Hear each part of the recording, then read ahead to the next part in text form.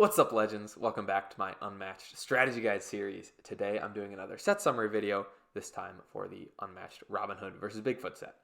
This will follow the same format roughly as the last set summary video I did, where I give a review of the set within the context of the Unmatched franchise. I'll talk about the maps in the set, and lastly I'll give some game design concept rant that this pack highlights, which for today's episode will be balancing and power level. Before we get started, I want to acknowledge that this channel reached 300 subscribers sometime within the last 2 days, which is a huge leap from the onion eating inducing 100 I had less than 3 months ago. So thank you to everyone who subscribed and regularly watches my videos. I appreciate it a lot. So first off, my review. Once again, I'd like to remind everyone that I am not a review channel, so keep that in mind. I'm just giving you my opinion, which of course means nothing. Anyways, this set was the second Unmatched set created, released back in fall of 2019. And with that being said, the character designs and mechanics are a lot less interesting than the ones from the Beowulf vs. Little Red set, which makes sense as that set was released over a full year later, and the designers, I'm sure, intentionally made the early sets on the simpler side to help their new player base acclimate to the gameplay and systems. Therefore, I think this is a great set for beginners, especially ones with no previous Unmatched experience, as this is a cheaper first pack option over Battle of Legends Volume 1 for seeing if you like Unmatched and want to commit to getting more sets. However, if you are not a new player, or you are someone with previous miniatures, skirmish, gaming, whatever experience, or you just have some board game experience in general, you probably don't need your hand held quite so much at the beginning, and I think it's totally fine to skip this set in favor of newer, more interesting releases, such as the previously mentioned Beowulf vs. Little Red set, which I think is now the gold standard for 2-packs. You could also look into Cobble and Fog or the Jurassic Park sets for excellent thematic experiences. It all comes down to how much you like Unmatched and how much of a completionist you are, I think. I love Unmatched, and I have a strong collect everything mindset, so the decision around which sets to purchase, for me, is always a no-brainer. All of them. I think the board gaming hobby in general has a lot of people like this, so it's a relatively easy decision for folks with that mindset to make. Although, with the news of 4 Marvel sets on the horizon for release this summer, and even more sets coming out after that this year, people with limited shelf space or funds might be hesitating on the necessity of this particular set, and I think for these people, unless the specific characters in this set really interest you, it's okay to skip this if you don't already have it. Overall, this was a great supplementary introduction pack that expanded the roster past just the 4 characters from the Battle of Legends Volume 1 set, which was a crucial factor for a growing game that was limited by the small number of matchups at the time. But now that the series has evolved, if given the choice, personally, I would prioritize acquiring a newer set over this one. This box grants you the ability to battle in the fox-infested Sherwood Forest or take a nice Canadian vacation to the Yukon territory, provided that your hero brought their passport with them to battle. Both of these maps are 2-player only with 30 and 31 spaces respectively and 7 zones each. They both follow the same shape roughly, big circles. However, Sherwood Forest is kind of like 4 circles smushed next to each other, while Yukon has 2 loops next to each other with another one in the middle. Strategically, both maps have a clear central corridor, which I think is optimal to control, as it gives you the shortest path to every other zone on the board, which makes chasing down your opponent easy regardless of where they are on the map. It also benefits ranged fighters, as most triple zone spaces are in the center, giving you line of sight to a large chunk of the board for your attacks. This is especially true on Yukon, where I find controlling the yellow zone in particular very helpful. In most games, especially when both teams are primarily made up of melee fighters, map control and zone positioning don't matter that much because melee fighters only care about adjacency and will just spend most of the game chasing each other around the board to clobber one another. And if this is how your game goes, just try to avoid getting body blocked in one of these long, narrow corridors, as your opponent can easily trap you between 2 of their fighters, commonly referred to as pinning. I like to call it body blocking, but unless you can move or beat your way out of that situation, you'll be in trouble. However, the aforementioned ranged fighters, along with heroes with multiple sidekicks and aggressive heroes, all really benefit from controlling the center of these maps. A common user of these maps, Robin Hood, really likes to just sit in the multi-zone space in the center of the board, surrounded by outlaws, giving him a lot of spaces to land attacks on and making it very hard for his opponent to get to him. Sherwood is a little bit more spread out than Yukon is, but both of these maps can feel claustrophobic at times and make battles seem like knife fights in a phone booth, which is a good thing because it highlights the combat system this game has, which is the best part.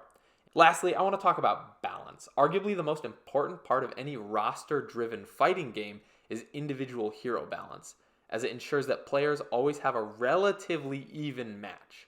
No one likes getting blown out without a chance of victory, so games like Mortal Kombat, Smash Bros, Smash Up, and even games like Root would be a lot less fun if the power level between characters was large enough to give a massive advantage to one player over another, depending on who or what they chose to play as during a given game. In Unmatched, balancing every single hero is undoubtedly tricky. There are so many factors to juggle, as all the heroes have different decks and abilities, and the only way to achieve true balance would be to make all the decks the same, which doesn't really sound like any fun.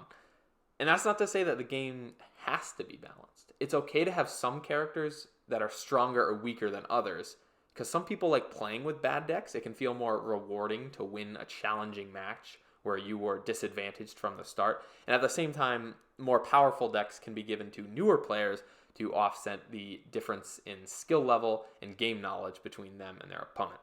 So I appreciate the general parity between Unmatched heroes, as they are all roughly equivalent in power level. According to Unmatched Maker, there are 10 heroes with win rates between 55 and 45%. So overall, just over half of the current fighters are all fairly close in win percentage, which I think is good for the most part. By the way, Unmatched Maker is an online resource for making custom decks, viewing the contents and descriptions of official decks, along with tracking games and hero win rates and matchups. I leave a link to this resource in the description of most of my videos, so check it out if it sounds at all interesting. I mentioned how it tracks win rates, and even though I just used it to back up an argument I made, I actually have some problems with how this data can be interpreted, but I think this is a rant I can put into a separate video, which if I actually decide to make will probably be out like 2 or 3 days after this one is. So check that out if I decide to make it. The reason why I bring up the discussion of balance for this particular set is because Bigfoot is considered to be one of the best 3 heroes in Unmatched, often grouped with Sherlock Holmes and Medusa as the top trio. Bigfoot and Sherlock have amazing special abilities. Larger Than Life and Gaze of Stone are both very strong attacks, and Watson is an extremely useful Merlin-level sidekick, so it's no surprise that all 3 of these heroes often dominate most of their matchups and win very frequently compared to other heroes.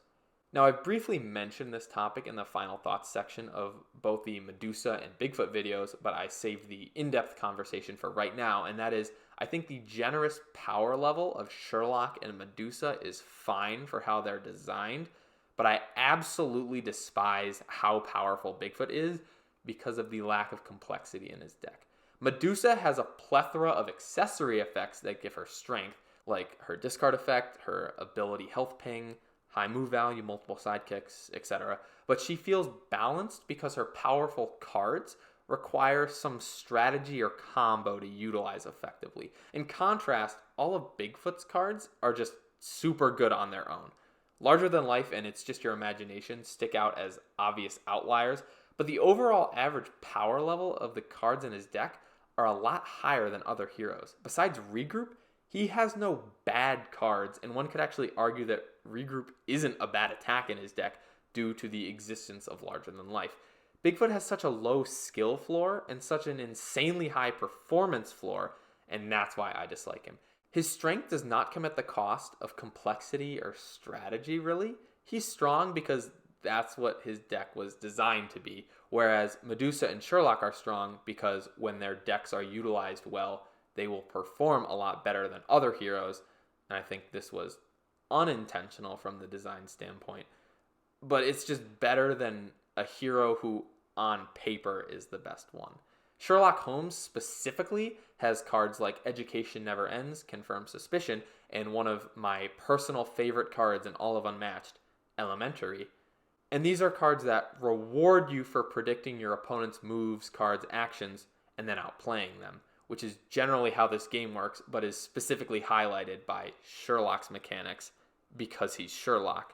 So you play well, and your deck rewards you, which I think is better than being rewarded for playing Bigfoot's deck.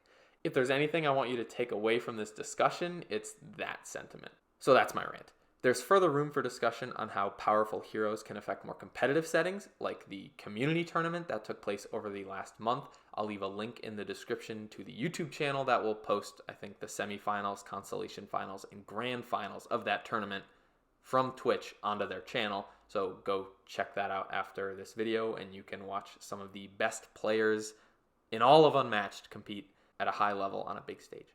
And one last thing before I go, I want to give a quick shout out to fellow handsome person and YouTuber Sam Smith from Lord of the Board, who makes excellent board game videos.